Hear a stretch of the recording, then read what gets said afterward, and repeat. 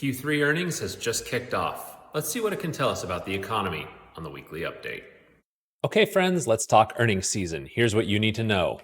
First up, Q3 earnings season has kicked off with some fireworks.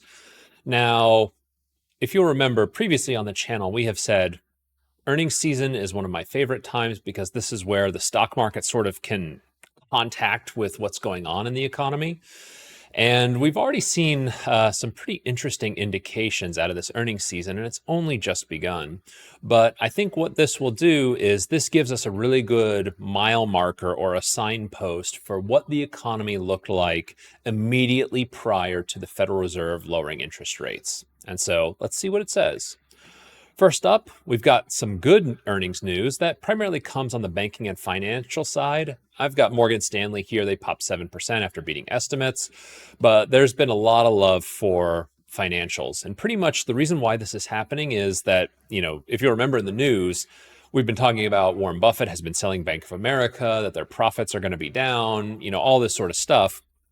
And so really, banks and financials had a very low hurdle to step over, and they're doing that pretty strongly now. All of the banks are doing pretty well. I've highlighted Morgan Stanley here because they're doing particularly well because they've got some exposure to Chinese stimulus, ratings agencies improvements. So they just had a really good quarter. So banking and financials looks pretty good. On the not so good side, this is an interesting one, ASML. So ASML released their earnings accidentally early, and what they gave us was not a very good look at all. The stock was down something like 17%. Now, anytime that there's an error or a goof, it's typically not great for your stock. And this one was particularly bad because net bookings for ASML were 2.63 billion euros below the expected 5.59 billion euros, suggesting a deceleration of its markets. Now, who is ASML?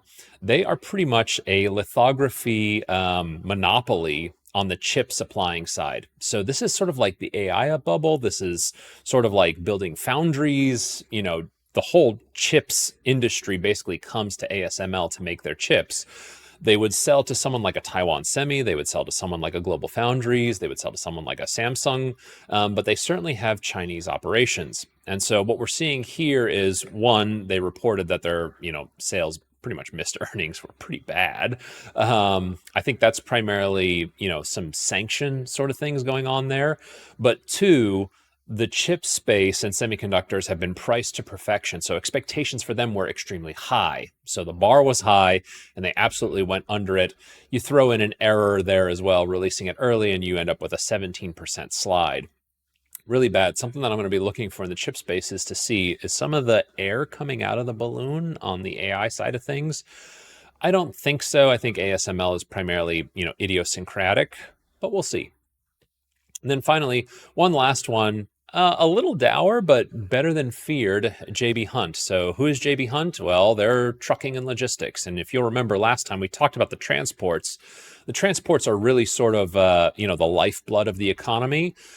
And what they said was, anywhere you look, operating income fell 7%. They talked about their intermodal business, 5 to 6% declines there. Load volume declines of 10%, 6% in decline in dedicated contract services, 6% fewer stops in final mile. So anywhere you look, what JB Hunt is telling us is, hey, trucking and transports is absolutely slowing down.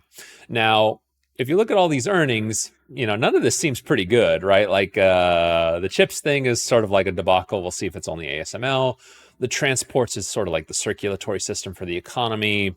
Banking side, hey, stepping over a low bar, we'll take that, but it's not really the best. But remember, these earnings are signposting right up to the end of Q3. So this is what the economy looked like immediately going into the Federal Reserve cutting interest rates. So I think for the most part, the market is braced for some pretty dour news here.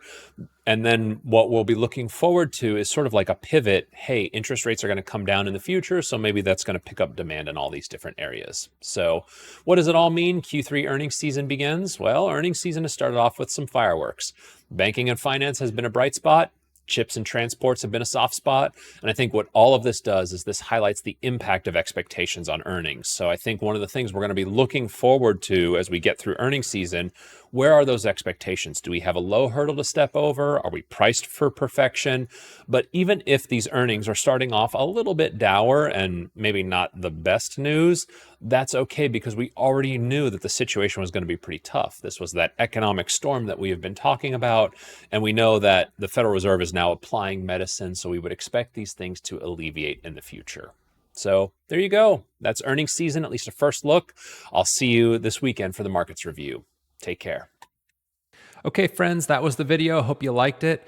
If you found it informative, good, entertaining, I'd love if you could scroll down here beneath the video and give me a like there. It helps us out with the algorithm. And then if you want to be notified first of anything new that we upload to the channel, if you come over here, click subscribe, you'll be the first to know as soon as we upload anything. Appreciate it. See you soon.